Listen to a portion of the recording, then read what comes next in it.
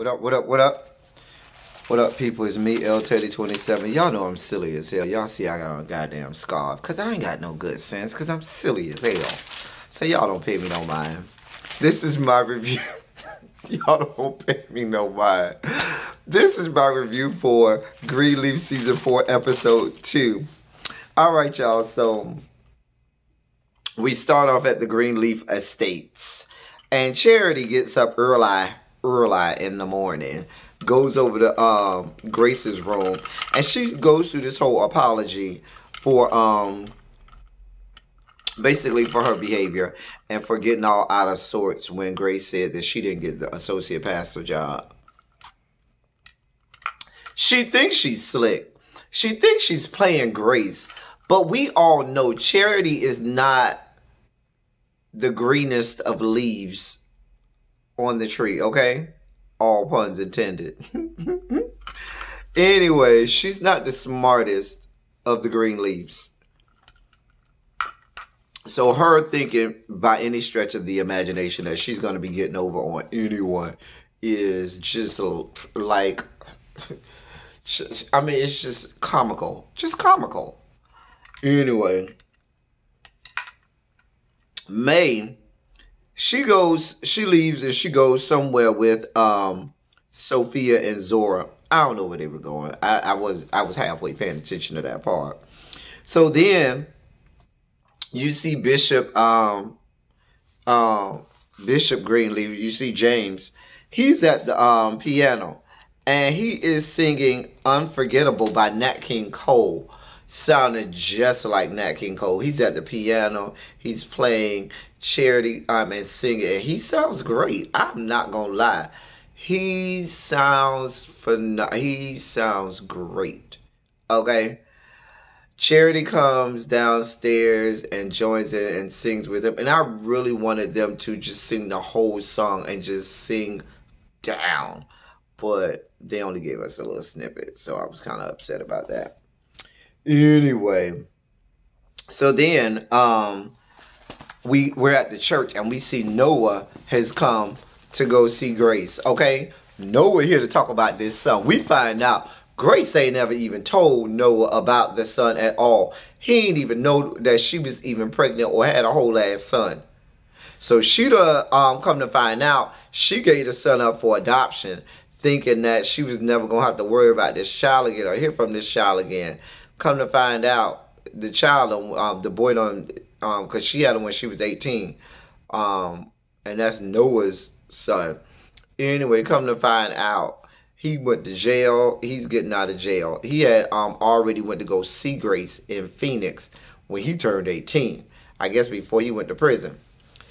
She ain't paid no mind because she said that was back years ago, back when Sophia was like 12 or something, and she was going through it with Sophia's dad or whatnot. This, that, and the third, and she didn't want to let Sophia or the dad know because she didn't want to cause no rift in between their family. So she paid him dust.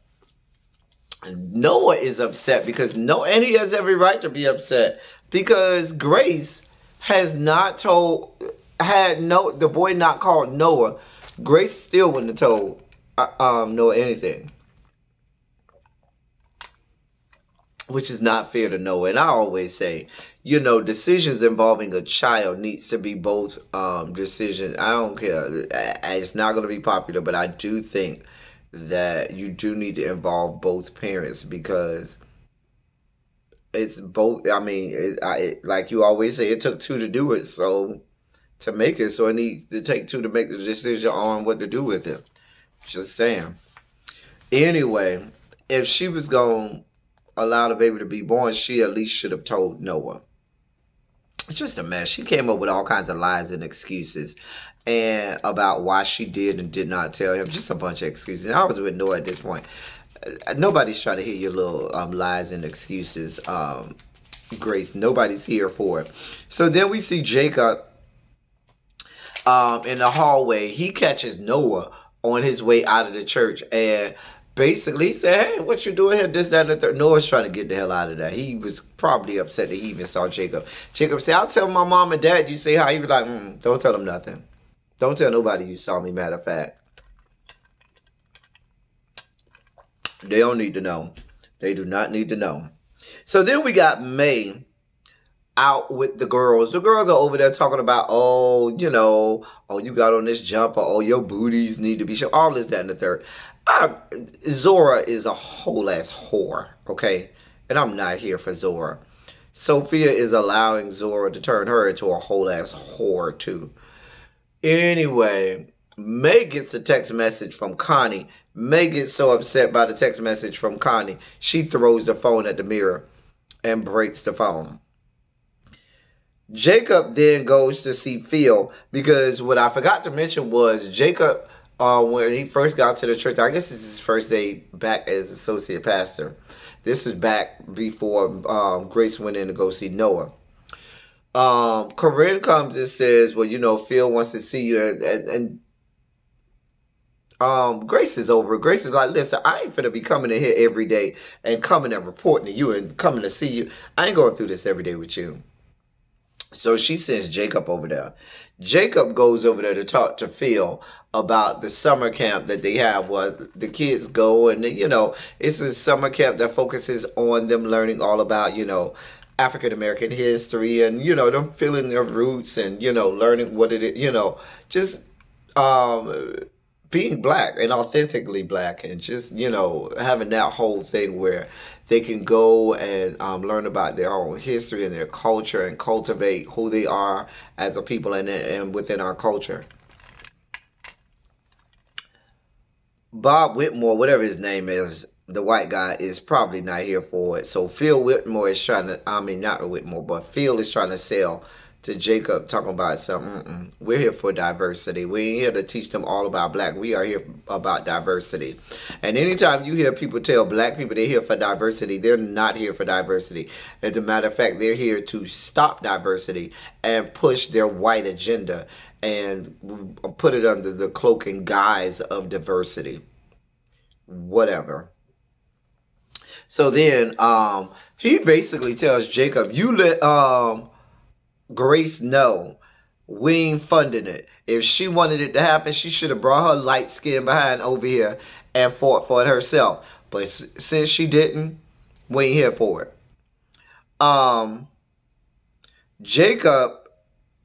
May then comes home. We're back at the Greenleaf Estates. May comes home upset. She is just as mad as all get out. Okay. Apparently Connie is being petty, and Connie done sent her a text saying, here's all of the charges that you owe us for your day with Lady May. All these overages, you need to pay for it because the church ain't paying for it. And May is up and set, and if she was a cussing lady, she would have started cussing. She's a whole upset, and so the bishop had come up with this whole plot to try to win her back by buying this honeymoon package to Paris or something. He was gonna try and show it to her, but she was so upset. He was like, "Yeah, I better not do that." And so he doesn't do that, but and so she just walks off real upset. Jacob then goes and then we see Jacob. He goes over to Grace and tells Grace what Phil says. And Grace, the way it came off, the way Grace kind of acquiesced to Phil and his demands and said, you know what, screw it, I'll pay for it out of my own pocket, which was going to be a lot of money.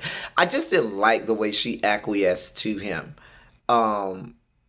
And it kind of made her seem weak and scared almost. And I just did not like it. I did not like it at all. So then Grace says, you know what, I'll pay for the camp myself. I'll pay for it out of my own pocket. And Jacob was like, wow, you got money like that? I'm glad somebody in the family saving money. Then he says, oh yeah, I saw Noah. Here come Grace with more of her lies. Oh, did you see? No, I don't know if she said she saw him or not, but I know she lied and said, oh, he was probably here because there's a situation with his wife. Grace, to be a pastor, you sure well versed on this lying business. I guess that's the duty of a pastor, to lie a lot. Because a lot of pastors, most pastors do lie. Say what you want to say. I come out the church. You know what I'm saying? I Been in church all my life. Pastors lie a lot. Then we see Grace makes an appointment. I felt like she was calling to make an appointment to go see her son. And so that's what she did when Jacob left. So next we see Carissa. She's over checking on this house because she wants to get up out the Greenleaf Estates. And she goes to go check on this house. And the lady tells her how much it is. The lady was like, well, you can't borrow from your in-laws. And she was like, hell no, I go sell plasma before I go borrow money from them. And so she was like, but don't worry about it. I got an idea. So then we see Jacob. He goes to meet with the basketball player. And from the looks of it, it doesn't seem at first like, it seems like the basketball player is a little too much for Jacob. Like, Jacob is a little soft. Jacob ain't hard. And this basketball player seems like he's going to be a little too much for Jacob to handle. In the beginning, that's what it seems like. So, next we see Charity and Phil at lunch. Phil is pouring it on thick. Phil is telling Charity any and everything Charity wants to hear. We all know how this is going to end, okay? We know, we already see the writings on the wall with this. I told y'all Charity is not the smartest bunch. She's not the smartest one in the bunch. So, we already know how that's going to end. Next thing we know, we see Jacob. He's with the basketball player. And they're playing basketball with a football. God help us. And so, the basketball player has this wad of money. He tries to give it to Jacob. He says, listen, I'm not down for you going to the team and telling them everything that I do. And reporting back to the team on every little thing that I do. Here's some money. Here's 10 grand. And I'll give you this on a regular basis just so that you don't tell the team, you know, about what I got going on and so I can do what I do. Jacob declines and then he claims, I don't believe that either, but he claims, oh, I was just testing you. I don't buy it because if Jacob would have took that money, he would have been here for it. He wouldn't have fired Jacob. Rather, he would have kept going on doing whatever he wanted to as long as Jacob would have lied for him. Because Jacob would have had to take the fall and not him. So I don't buy that he was testing Jacob at all. Unfortunately, Jacob does buy it. And I think that Jacob is going to use that as the impetus for him to create some program thinking he's going to be some revolutionary. And that is not Jacob's calling. Jacob don't have the cojones for this. He does not have the intestinal fortitude for the. He's just not built to deal with this caliber of individuals. And so now I figure that he's going to have this false sense of security with regard to working with people like the basketball player. Next thing, we're back at Calvary or Harmony, I hope, whatever it's called now. Phil comes to see Grace, and he tries to check Grace, and Grace wasn't here for it. Grace was like, I'm the pastor, you're not. I don't have to come and check in with you all the time. And he was like, I'm this, I'm that. And she was like, listen, if I need your help, I'll come. But I ain't coming because I'm the pastor, not you. Grace is a little smarter than, we all know Grace is smarter than the average bear. So Grace sees stuff from afar off. So when Grace went to him and said, I want my sister to go back to be a minister of music, and he so quickly said, sure, no problem.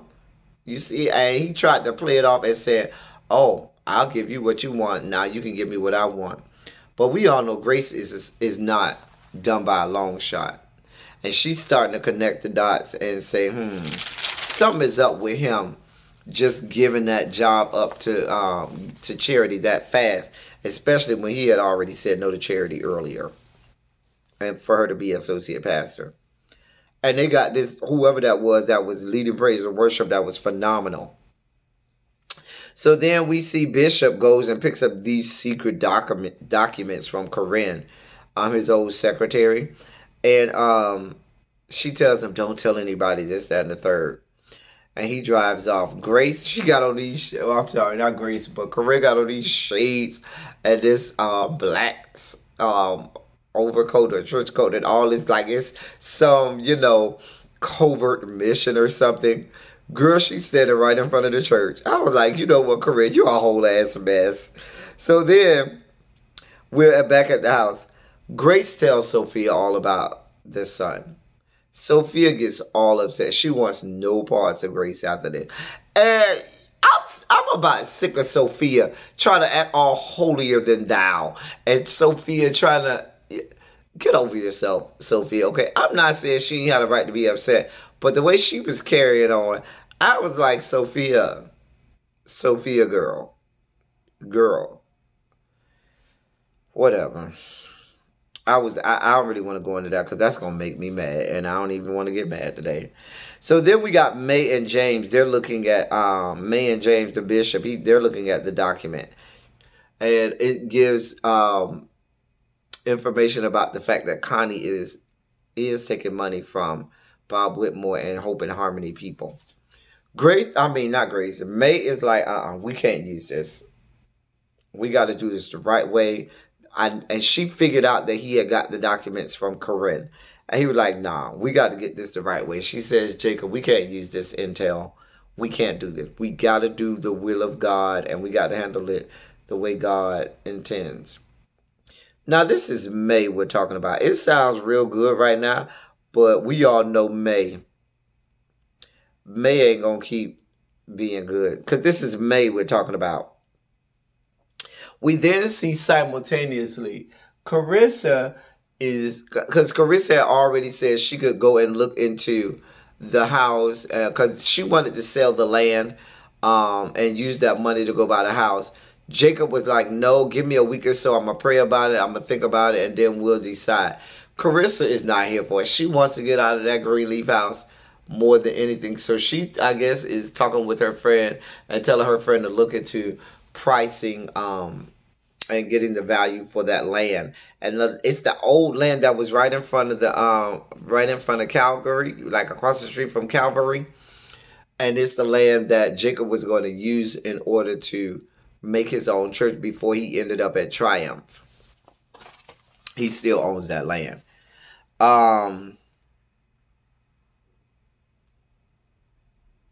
So Jacob doesn't want to sell it, but he says, let me pray about it. We see Carissa then goes and talks to her friend to go price the land.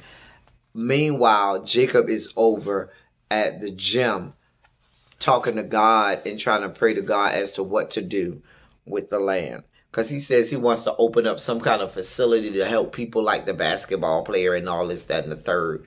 And he could really help them. No, you can't, Jacob. No, you can't. So then Sophia goes and because Sophia's supposed to be going off to school. Grace is supposed to drive Sophia off to Hampton. So I guess so she could go to Hampton University, HBCU. But she's supposed to drive Sophia there. After that whole situation where Sophia called herself being all upset with her mama about the situation with the son, Sophia done went and called the dad. She's like, no, you're not going with me, Mom. You ain't driving me nowhere. Matter of fact, I'm grown. I can do what I want to do. I'm going to go pick up my daddy, and he going to drive me. You ain't going to do nothing. So you know Sophia is all in her feelings.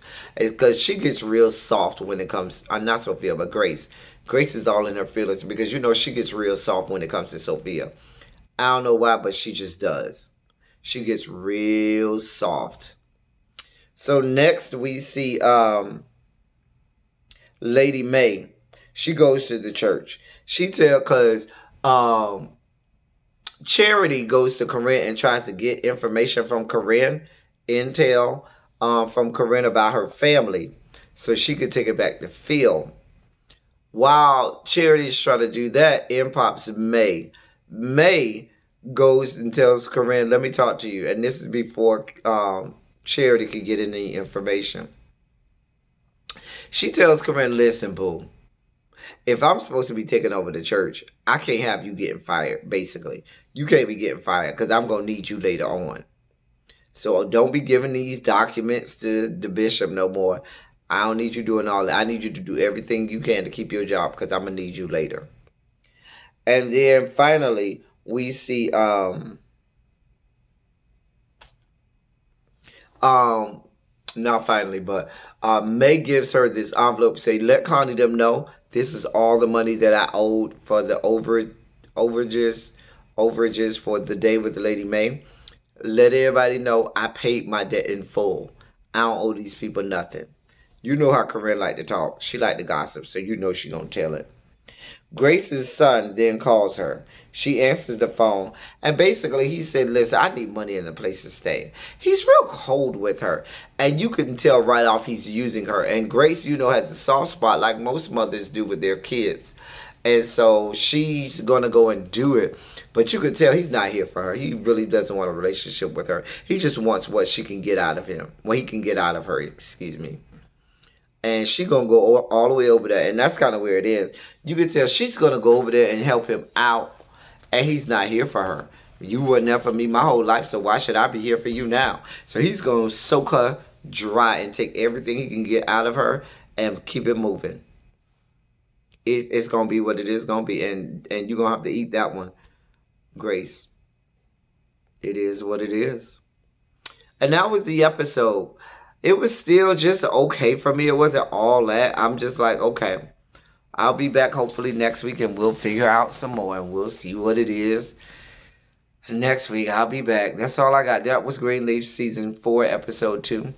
And we'll be back next week, y'all. I'm out. I'll catch y'all next